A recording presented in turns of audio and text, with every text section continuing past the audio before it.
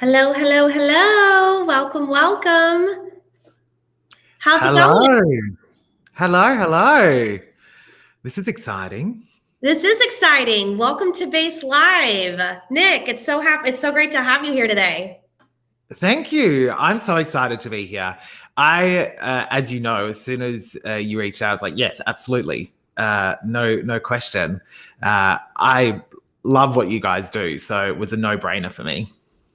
Awesome, thanks. Well, for those watching and for those that are starting to join, if you're new to Base Live, I am Liz Prue, VP of Marketing here at Base, and we host these free weekly live events with influencers in the space, like our wonderful guest Nick here today.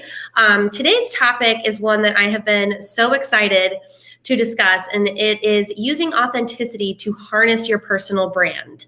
I struggle with this and separating my personal and professional brand, if those should be separate, what that should actually look like. So we're going to talk about all of that here today. And for those of you that haven't met Nick before, he's a passionate and innovative EA, speaker, and coach. By day, he's the executive assistant to the provost and senior vice president at Monash University. And by night, he helps administrative professionals smash their goals through his coaching session and workshops. And last year, he founded The Collective, which is a community for administrative professionals worldwide. And we'll drop all the fun links where you can learn more about that and connecting with Nick in the comments as we discuss. But Nick, I would love for you to say hi to everyone and introduce yourself with any information that I may have missed in our intro. No, that is a perfect intro. Hello, everyone. I am genuinely very excited to be here. I have been an EA for 5-ish years. So quite junior in compared to some of you. I know that there's people that have been EAs for much, much, much longer, but I'm so passionate about this industry. It's something that I sought out. I very purposely got a job as an EA because I knew that I would love it. And it has been the best thing ever. And to find the global community that we have is incredible. So the intro is exactly right. So I love helping people. I love sharing. Knowledge is a big thing for me, which is why I love doing this stuff, why I love speaking and coaching and doing all of that. So yeah, hello. Hello. I think that's one of probably the biggest reason I love this community too, is that it truly is global. Like, as a marketer, it's a marketer's dream to just be working with people all over the world, like folks in Australia, the UK, Southeast Asia, in, North and South America, and everyone has these really meaningful connections that they've built just through these online communities, even pre-pandemic, which is, pretty spectacular. It's incredible. And last year during COVID just showed that. I mean, I've made so many incredible connections with the US, Canada, the UK, of course, here in Australia. And there's probably connections that I wouldn't have made without COVID, to be honest, or it may have taken a bit longer. Also, I see everyone's comments. Hello to everyone popping in the comments. Please make sure as we get going that you ask me questions. I'm very open to questions. Nothing is too much to ask. So please make sure you pop anything in there. I love it. Yeah, we have folks from all over: St. Louis, Hawaii, Washington, New York. Some of these folks were in our book club. We had our book club a couple hours ago too. So Thursday, it is like Thirsty Thursday here. I should have a cocktail right now.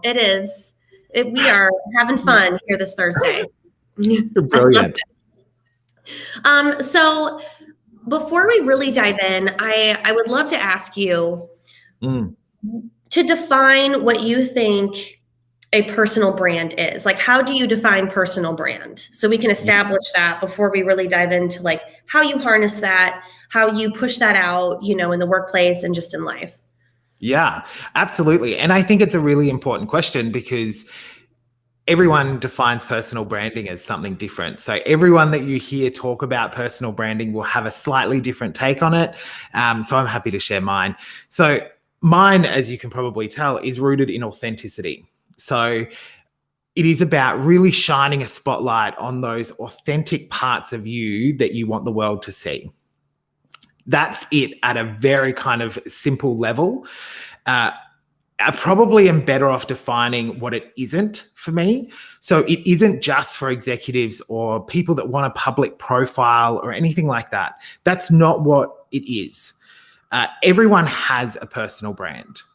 Whether you know it or not, you have a personal brand. And if you don't know what it is, that's when it can get a bit scary, because you really, if you don't know what it is, it could be horrible. It also could be brilliant, but you need to know what that is, because if it's not good, you're going to have to change that.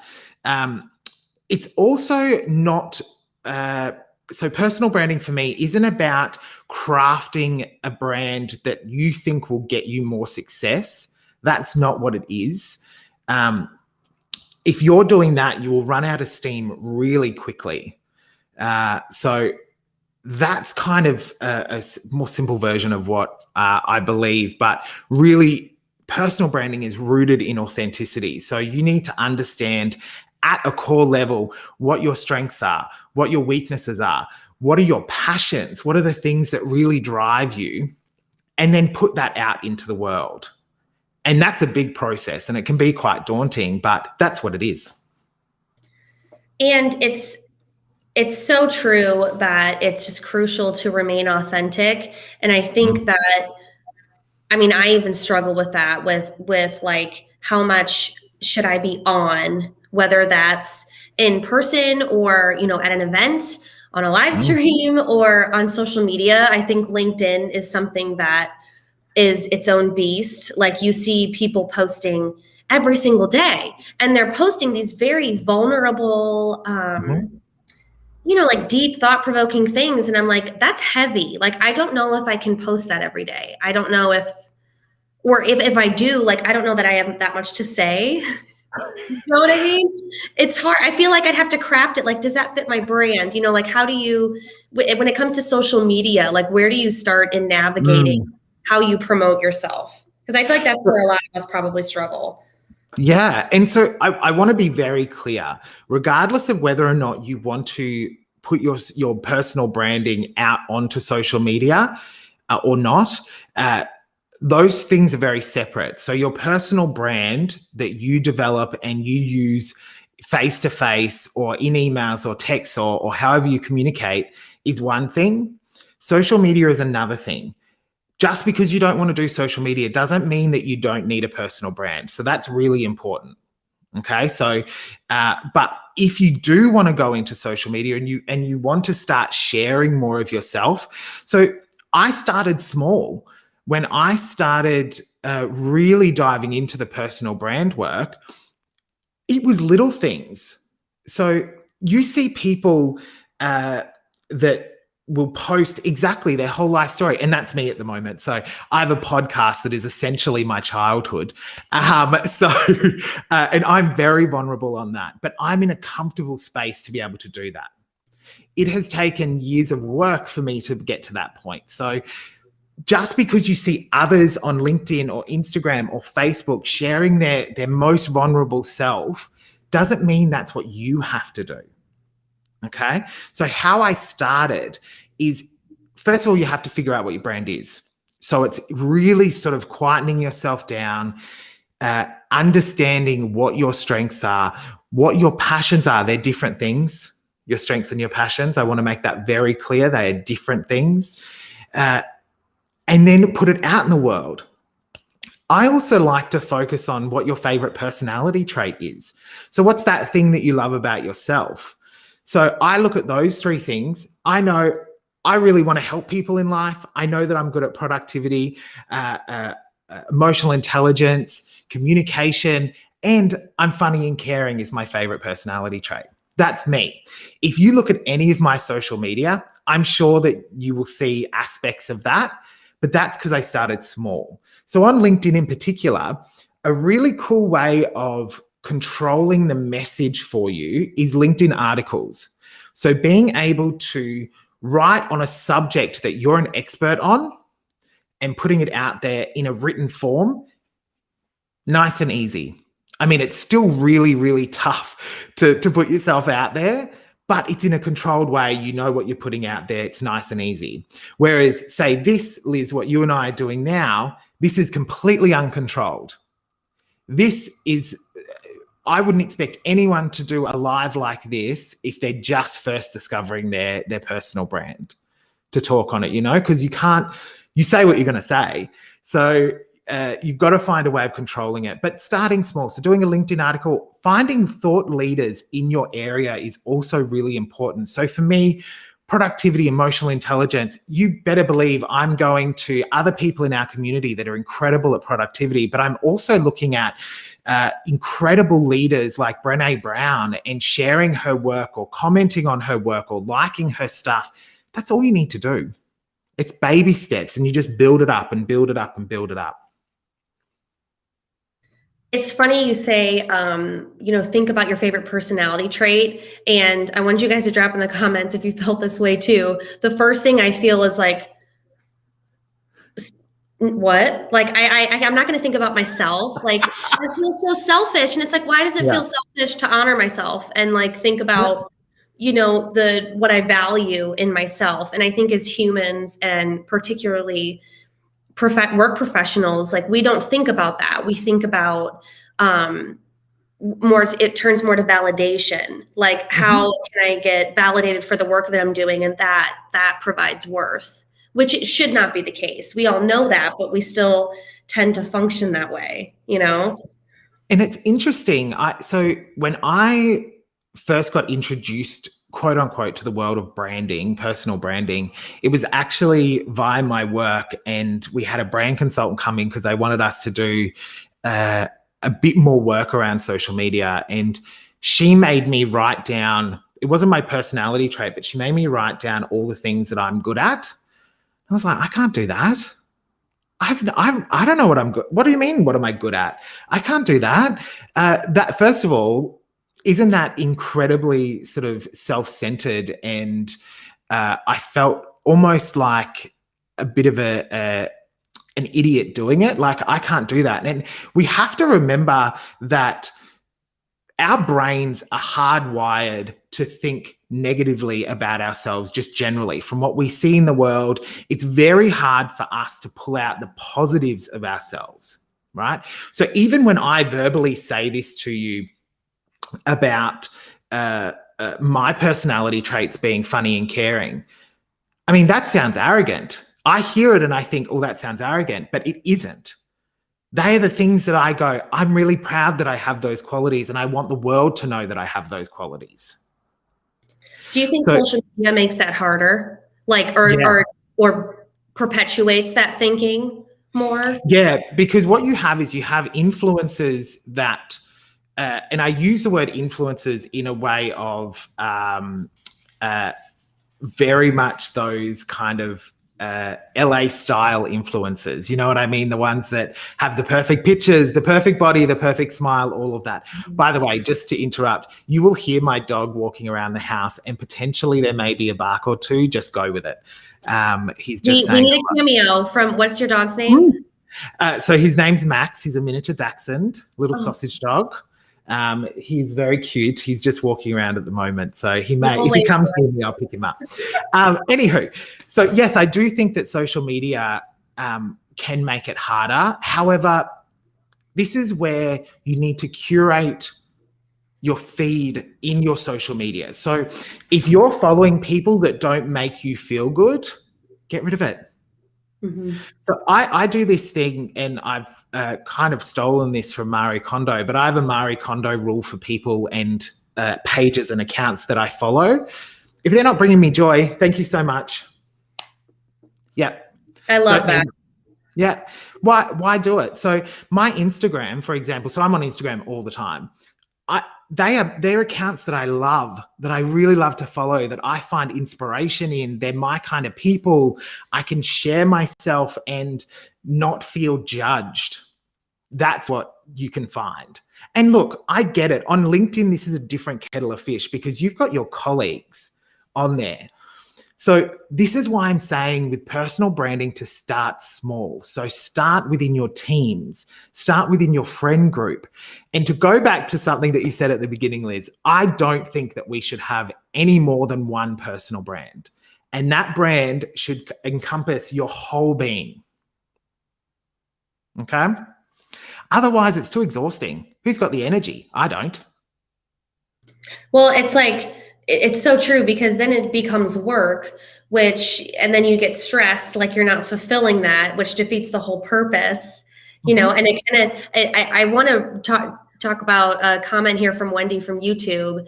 Wendy says, planning and coordinating, researching, are those personality traits or skills? And that's kind of what we're talking about with now, where, well, I'm really good at this at work, but does that translate to the rest of my life? Like, is that something that says something just about like work Wendy, or,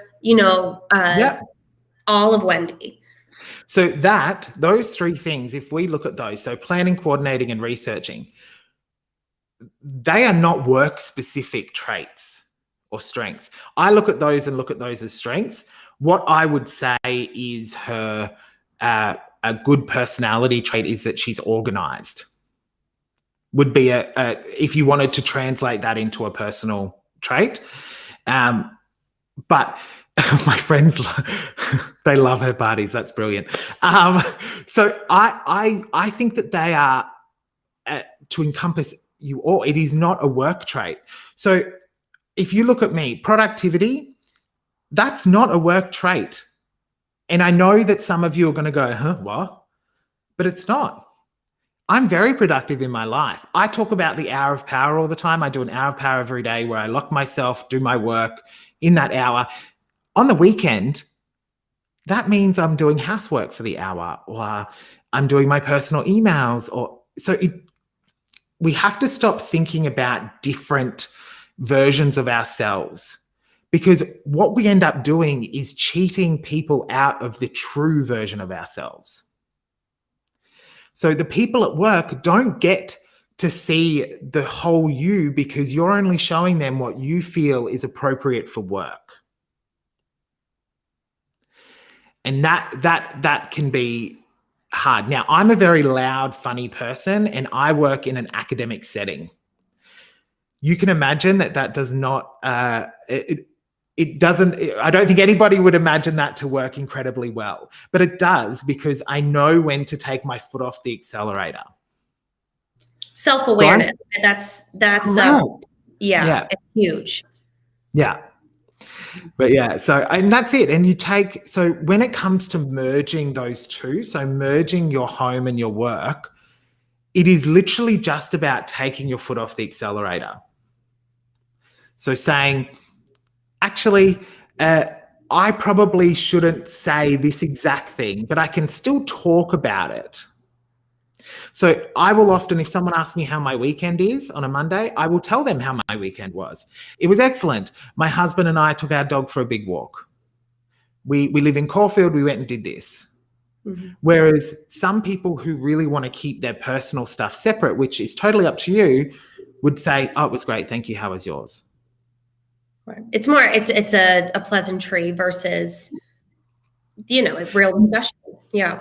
We open up, and that builds relationships. So much of this personal branding stuff is the sort of core to building solid working relationships as well. So, and obviously effective personal relationships, but people respond to the same level of openness that you're willing. So I'm not saying to go out and be fully open at work. I'm saying take baby steps, but you will notice people shift in their responses to you when you start doing it. I want to talk a little bit about Jeremy, who is our head of product and co-founder. Hey, Jeremy. He's joining the chat. He said that he loves following car people because it makes him happy. And I want to use this as an example to ask my next question, or bring up the next topic, rather. I think a lot of times when we think about finding our authentic self or branding ourselves, we get overwhelmed with thinking this needs to be some huge thing. And it literally can be just as simple as following like a Porsche car. I know those are the cars that he loves.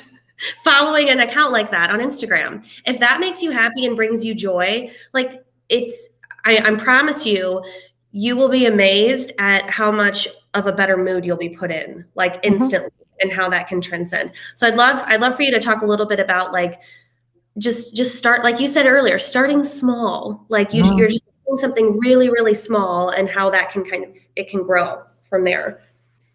Yeah. So I actually will take it back even a step further. When I was tasked to understand my personal brand by this branding consultant years and years and years ago. When she asked me to write out that list, and I was like, oh, I can't do that. Have you lost your mind? I wrote out 2 or 3 things, took it to one of my closest friends. And this is really important. You need to find people in your life that are real and honest with you. So for me, I have a group of people sort of in a trusted circle where I can say to them, hey, this is what I've done. This is what I'm thinking. And they will say either, yes, that's perfect, or no, you've lost your mind. Right? So you need those people. So I took that list to that person and said, I've been asked to do this. Do you think these are do you think this is me? And my friend Helen looked at it and went, no. I think there's aspects of that in there, but no, this is what I think. And then, of course, when I read that and there's things on there that I would never assume to be strengths, because I also have a flaw that I think everyone's like me. So you go, oh, wait, that kind of is a strength. And so I had to sit with it. This is why I talk so much about really discovering and harnessing your authenticity, because if you don't do that, so if you don't do the work around authenticity, you can end up crafting a brand that just makes you feel good. And we don't know the reason why that is, right? So it may be that you've crafted this brand to make you feel important, right? That's not going to be a sustainable brand. So if you can harness and really sit with your authenticity, and this is not easy work, and I'm not going to sugarcoat it. It's uncomfortable, because you are going to be looking at yourself and saying, okay, what are those top things about myself that I love? What are the things that aren't great that I need to work on? That list is easier to do from self-experience. That is the easier list. Absolutely, yeah. Yeah. And so sitting with that, understanding it, and then just taking baby steps. So how I do that, and it even goes with people that are saying new to my work. I will inject parts of my branding into conversations. So say, for example, we're sitting in a team meeting and someone pipes up and says, there's got to be a better way of doing this, or there's got to be a more efficient way of us doing this. You better believe that's my cue. Mm-hmm. I go, yep, give it to me. I'll come back to you in a day or 2. Or I don't word it like that, of course. I go, actually, yes, I love looking at that stuff. Can I give it a shot? That's all that is. But what that does is it plants the seed that, hey, you really like efficiencies, finding efficiencies, productivity. I'm just talking about my stuff. So next time they're going to come to you. And so that starts to roll out. Same thing goes for being caring. Someone says, oh, they don't look like they're having a good day. Are you okay? Can I get you anything? People know, okay, well, that's a really lovely thing. Nick seems like a caring person. So it's injecting these, and obviously it's all about being authentic. You're not doing it to people just so people think that you're caring. Like you inject it nicely into They'll see right through that, anyone. Correct. Yeah. Yeah. Like people are not silly. So inject those small things within your work, within your home, within your family, your friends. Start doing that little bit by little bit by little bit. And then you'll notice when it's kicked in, because people will start coming to you with questions about whatever it is your personal brand is. So say, for example, you're an incredible writer, right? Which I'd imagine, Liz, you're a very good writer. So what people would do if you start sharing that with the world and shining a spotlight on that, you will have people come to you and say, Liz, I need a hand with this. I'm stuck on these words, or I don't know how to word this properly.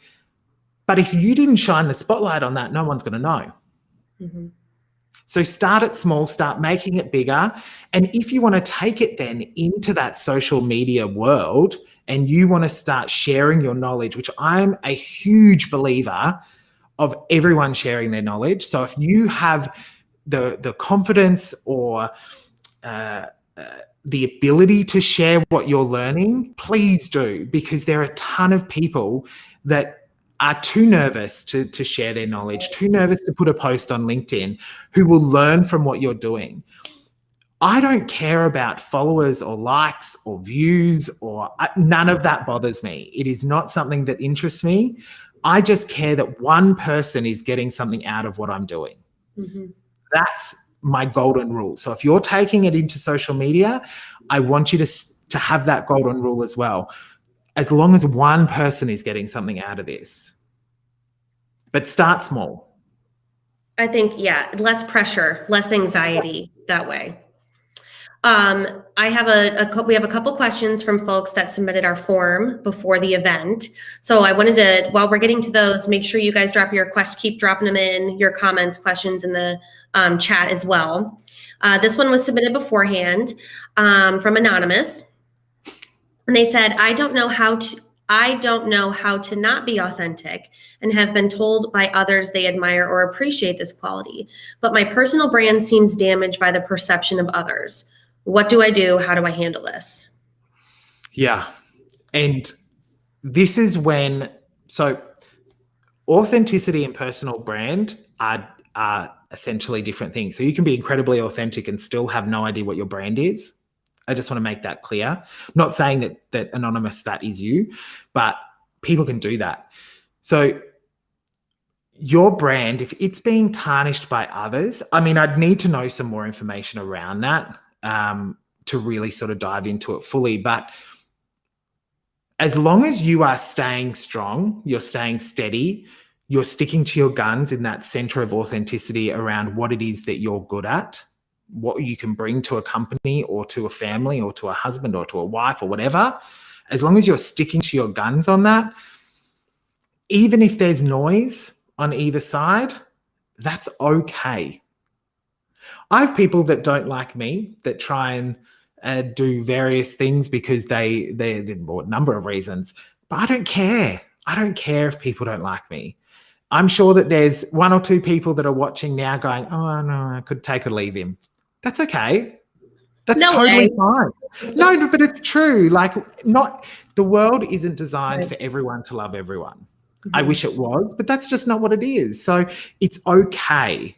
Totally fine for people not to like you or to do that. But if they're maliciously attacking your authenticity and your brand, take a step back and think, okay, is this actually having a real impact on my brand? And you've got to step back to say that. You can't be in the emotion and in all of that and ask that question, because the answer will always be yes, because you will instantly be operating from a place of emotion. Trust me, I've done that. It's take a step back and go, okay, if I'm an outsider, what do I think about this situation? Would I believe X person and that would then tarnish my brand? And then take it from there. Also, ask the question, why do you think they're being like that? It says more about them. That's very true. I was going to say that. It's that, or I find oftentimes too, why am I thinking, like, if they're not, if there aren't like clear signs that you said, like malicious attacks or whatever it may be, I think we assume a lot. And I know I do that. I'll assume someone is thinking this of me and they might not care at all. That's totally not what they're thinking. And that happens in the workplace a lot, and we talk a lot about this on our base lives. Our audience, they're administrative professionals. Those of you watching, I'm assuming most of you are administrative professionals. It's when we get into a room in a professional setting, any meeting I'm in, the first thought is like, what's everyone thinking right now? Are they thinking about me? What they think about that thought? Should I have spoken up? And it's like, I'm not thinking that about anybody else. Everyone's probably internalizing this. So I think it's, and that's something I personally try to work on, is like, stop assuming, like stop self-assuming about in those types of situations. That is so powerful. So, and I want everyone to really remember that, because think about how we are thinking internally. Most people are doing the same thing. So people often ask me how I can get up and stand and speak in front of a room of people that they could never. And when you sort of dive deeper into that, a lot of the times people will be, I get too nervous. And those nerves are generally rooted in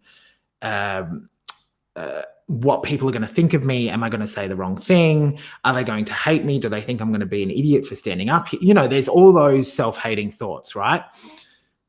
I still get nerves. Before we went live, Liz, you saw, I get nervous. I totally get nervous every time before I do something like this. Nerves are normal. That's fine. I'm not saying that, but I know that I can do the best. And even if someone is thinking poorly of me during a speaking engagement or talking up in a team meeting or talking up in a friends group, it's okay.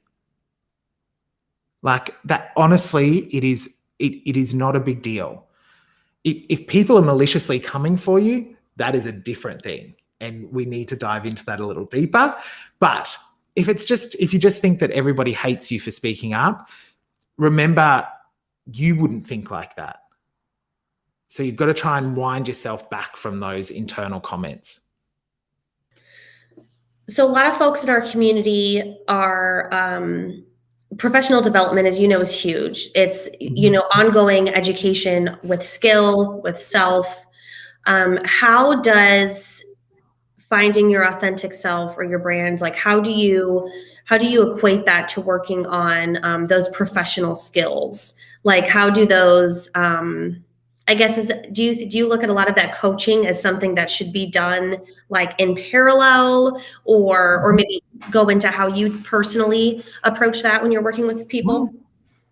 Yeah, absolutely. So personal and professional development is incredibly important. So even people that are in this space, so I talk to people all the time. I'm a mentor for a bunch of EAs and admin professionals. I still need that.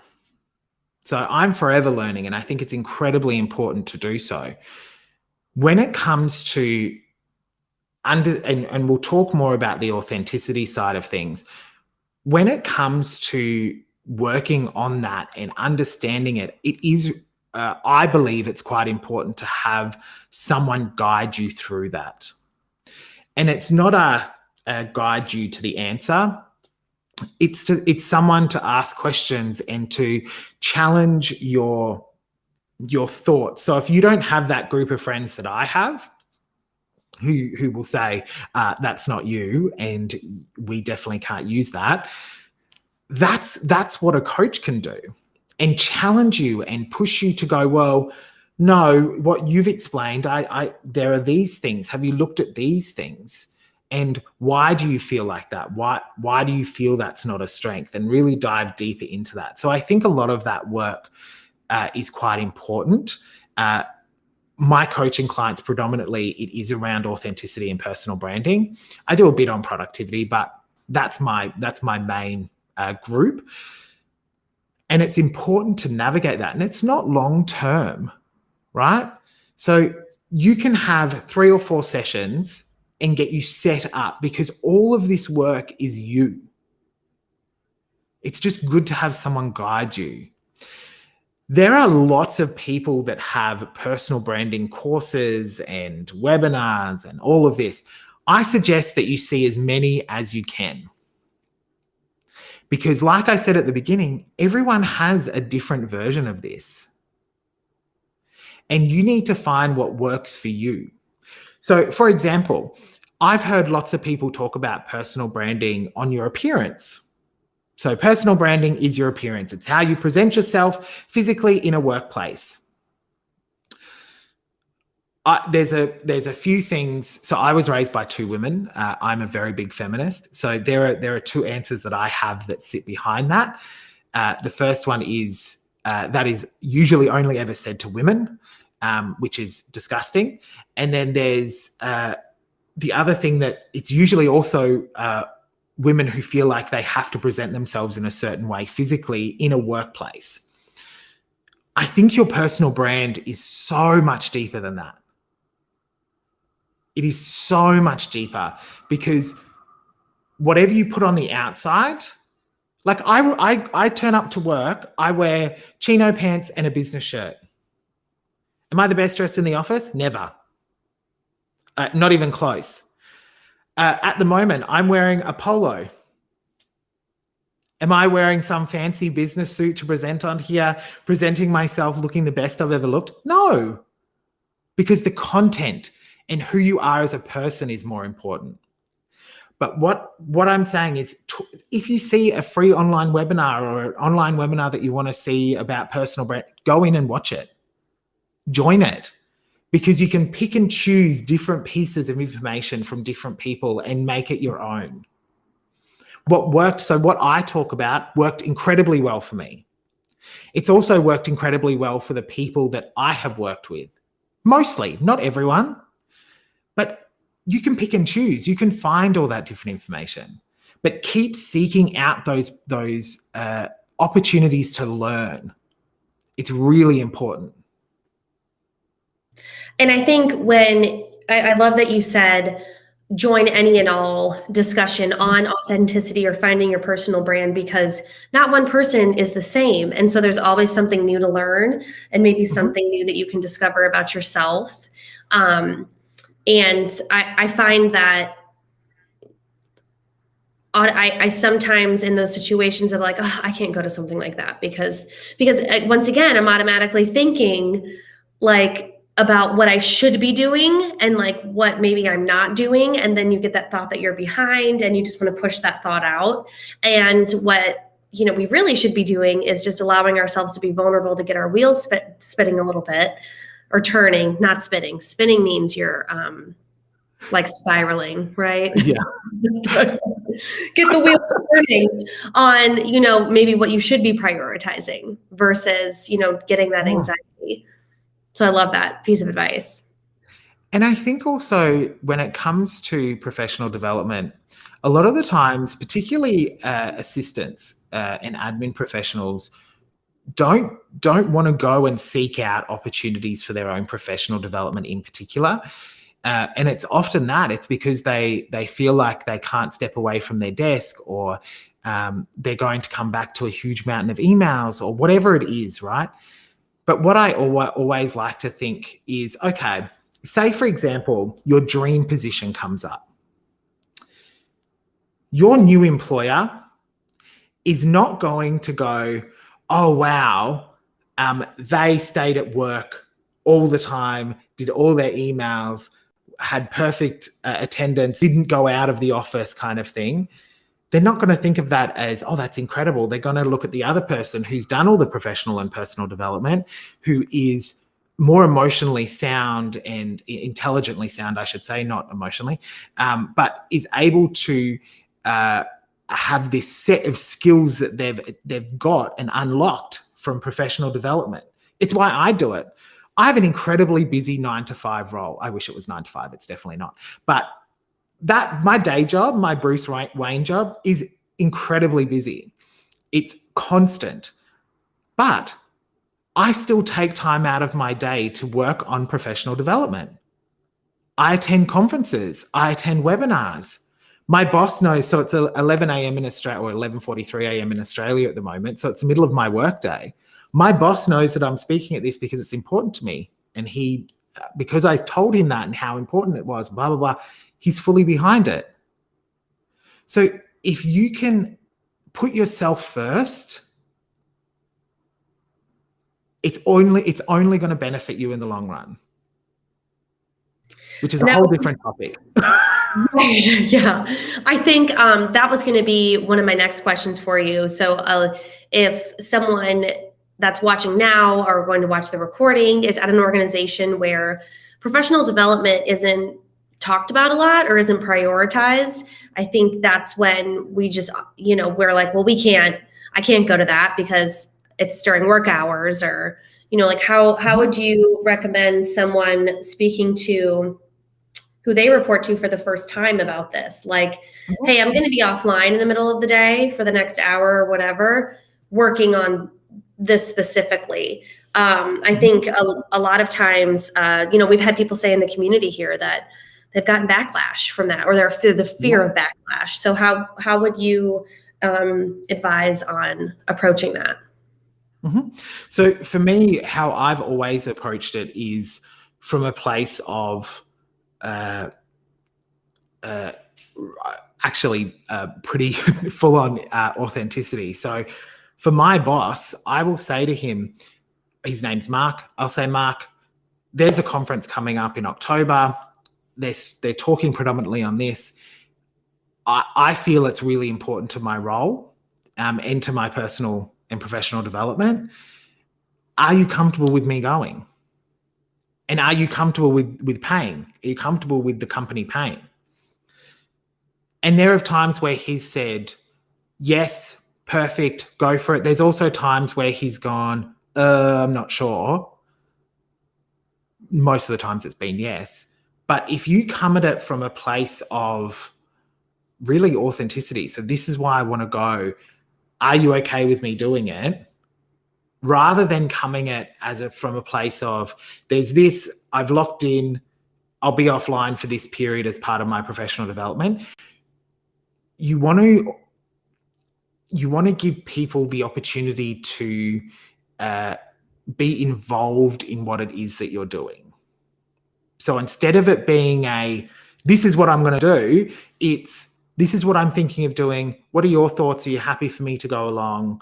So I know it sounds a bit more submissive and a lot of people don't like that, but it enables your boss or your executive or your manager a chance to go, oh, I do think that's good. And he's asking my opinion or she's asking my opinion.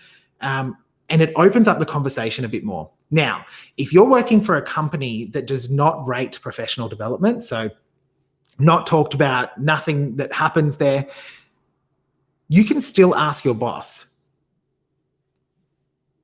What's the worst that's going to happen? They say no. And it doesn't, it matters that they say no, but you're not going to lose anything. You're not going to end up in a worse position than before you asked. So ask. If they say no, ask and apply for annual leave. See if they're happy for you to take annual leave. If it's a really important professional development opportunity for you, apply for annual leave and pay for it yourself. And then I would also probably look at potential jobs is another thing for me. Right, yeah. Because I think it's really important. I think if a company isn't willing to back personal and professional development, to me, I wouldn't work in a company like that. Is that somewhere you want to be? If they're not, and you're asking, and remember too, like the reason you're asking is so you can do better at your job. And, that's what you're asking. Hey, I'm trying to be better. And if they're like, nah, I need you to sit here and do all this for me instead, think about the bigger picture there. Yeah. And I also think, well, if they don't want you to get better, then what's the point? And I know that there's going to be people that are in roles like this. If you're watching the playback or you're watching it live now and you're in a role like that, it is crappy to feel like that. So that's the time when I would be spending my time outside of work, looking at professional development opportunities, attending free webinars, following people within our community worldwide. We have so many. If you're on Instagram, follow me. Mine's easy. It's just at Nick Ginsburg. But follow me and then look at my following. I follow some celebrities because, I have to. And also I love pop culture and So, but outside of that, there's lots of people that I follow there that are international sort of thought leaders for our community that are incredible. So make sure that you do stuff like that. And if you can connect with people and start understanding that there are better places out there. I had someone, which is very, I'm not going to disclose any information. I've been speaking with someone over the last few months. This person has joined a bunch of different things that I've suggested, some run by me, some not. And I got a call this morning that they've handed in their resignation and they got a new job. It's at a different company. They really support professional development. I couldn't be happier for her. Now, was she able to fully explore her personal brand in that current position? Yes, but it'd be a lot of at-home work. So remember all of this stuff around authenticity and personal branding. It's all you. No one's going to tell you what your brand is. No one's going to tell you your version of your authentic self. Okay, so you need to do that. And if anybody wants to chat, I'm happy to jump on a quick Zoom or email me or whatever. You can find all of my info on the Instagram. But do that work first. Get yourself so centered in your personal brand before anybody else deals with it. And that will lead everything after that. You may find that your personal brand just does not align with the job that you're doing at the moment. And that's why you've been feeling so crappy. That's okay. Life is about change. Sure, now probably isn't the best time to be looking for a new job, but you can get everything ready to go for when it is. We talked a little bit about that. I can't remember if it was this week or last week's Space Live. I think it was this week where, sometimes we think that if we feel like we're not in a good place with our job, it has to be this like big overwhelming thing. And it's like, no, sometimes you're not realizing that it's happening to you, that it's just like this slow, like breakdown of, how you're feeling at work. And then it gets to a point to where it's like, oh my gosh, this is not serving me at all. But so I'd love to, I know we only have a few minutes left, but what are some things that people can do right now to just, even if they feel great, I still think it's good to self-assess. What are some things people can do today to start to self-assess and to start looking at these things? Oh my God, so many. Okay. One thing that worked really well for me, and it's worked for the people that I've suggested it to, finding a really, and this is going to sound a bit funny, but finding a really quiet space, both physically and mentally. So if you're good at zoning out or you're good at mindfulness, meditation, anything like that, use an opportunity for you to lock yourself away. If you've got children, I know that is incredibly difficult. Ask your husband or your wife to just take them out of the house or get in your car and drive to, say, the beach or to a park or sit under a tree and completely zone out. Once you've done that, I want you to, on a piece of paper, physically write this stuff out. Write out what makes you happy in all of life. What makes you happy? What are the things that make your stomach go, ooh, like that's a really cool thing, right? What are those things that get the butterflies going? What are the things in your life that you're not happy with? This is a confidential thing. This is just for you. So what are the things that you're not happy with? Is there anything? You may not have anything, and that's fantastic. But if there is, what is it? How can you address it? What does that look like? But just write it out for now. Then go through, which is what I've spoken about earlier. So what are your passions? What are the things that drive you in life? What are your strengths? What are the things that you're really good at? And remember, it's okay to write down what you're good at. It doesn't make you cocky or arrogant to write down what you're good at. Write down the stuff that you need work on. When I did this originally, one of the number one things that I said I needed work on is writing. Written communication was not my strength. And I've worked on it since, and now my written communication is fine. It's pretty good, but it definitely would not be at your level, Liz. Well, but fine is okay, Yes. Fine is totally okay. You improve, and that's what's important. Exactly. And then once you've done that, so once you've written that stuff out, reflect on it. This is not a 30-minute exercise that at the beginning of it and the end of it, you'll all of a sudden have this magical awakening of where you're at. Get that piece of paper, hang on to it, do it again in a week, and reflect. Are these things correct? If they're not correct, tweak them. If you've got that support network of friends, take it to them. You can take off the things in your life that you're not happy with. They don't need to see that. That can stay just solely for you. But the other stuff, take it to them and say, what do you think? Talk it through with them. But keep doing that until you are so cemented with what it is and what you're authentically about.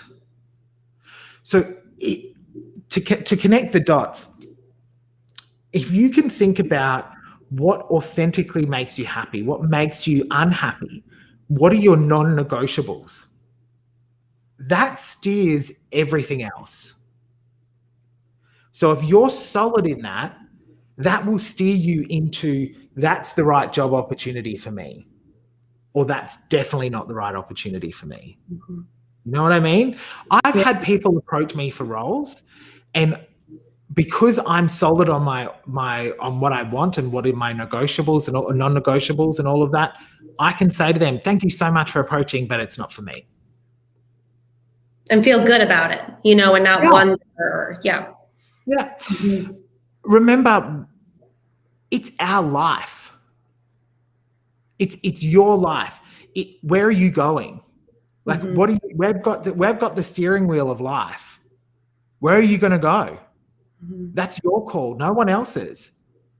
And I think it's important to also understand, this is getting into a territory, I'm not the expert on this, so please don't come to me with your relationship counsel and all of that.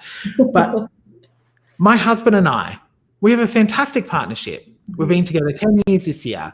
Great partnership. I trust you. Thank you. I trust you, all of that. But my life and where I decide to take it comes from me first. And then he's supportive because he wants me to get the best out of life. And he's along for the ride. And it's exactly the same for his stuff. Yep. Right? So it's really important that you get a bit selfish and you look at this for your own good. And it also makes you, once you do all of this stuff and you're so solid, I'll get off my high horse in a second, I promise. But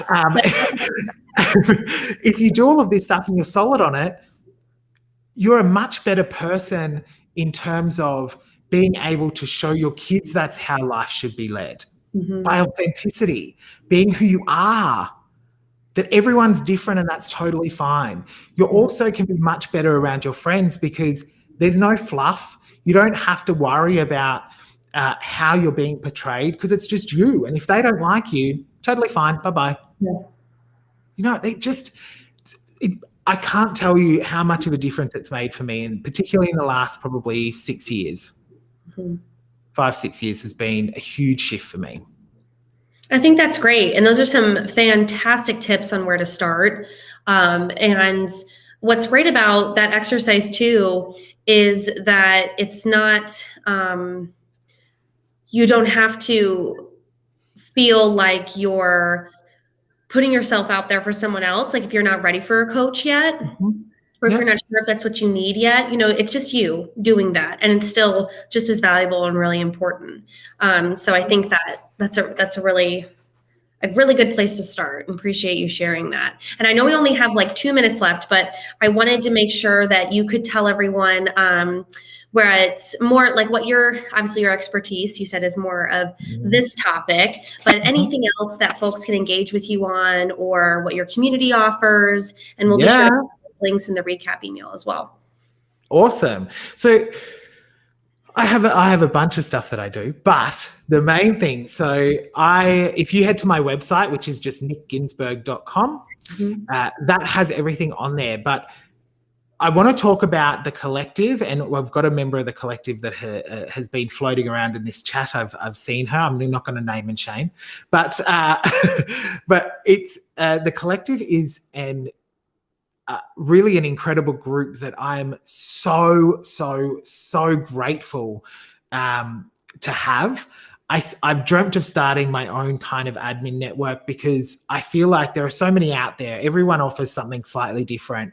But my one, I want it to be judgment-free. I want it to be like this. So every month we have it's what it's called the conversation, and it's literally this. It's me and a leader from our community around the world talking about life, about what's happening, what we can get from it, and that. So the collective is $10 Australian dollars per month, which I think for you guys is actually quite cheap. It's like, I think $8 or something. Yeah, it's really cheap. So it's $10 Australian each month. You get that. We do a private monthly Zoom call where it's super confidential. So you can share what's happening in your world. If there's things that are good, things that are bad, it's quite an open space. And then we've got our Slack group, and we share everything. So different things that have come up, different pieces of technology. I shared when I started using Base, which is one of my favorite things ever. My boss gets a daily digest and he loves it. So yeah, it's great. Not just saying it because I'm on here. If you we didn't have to join the collective for him to say that. He just said it. So we do all that. So I love the collective. So if you have always been sort of cautious of networks and what you get out of it, and a lot of the times I hear people get worried about being judged in communities like that, asking a question. There is no judgment and no tolerant. I don't have any kind of there's absolutely no room for judgment in the group. It won't happen. Right. I won't allow it because I share some really stupid questions. Look, there we go. Question. So yeah, thank you, Danielle. But yeah, so you should come join that. Also, I touched on it before.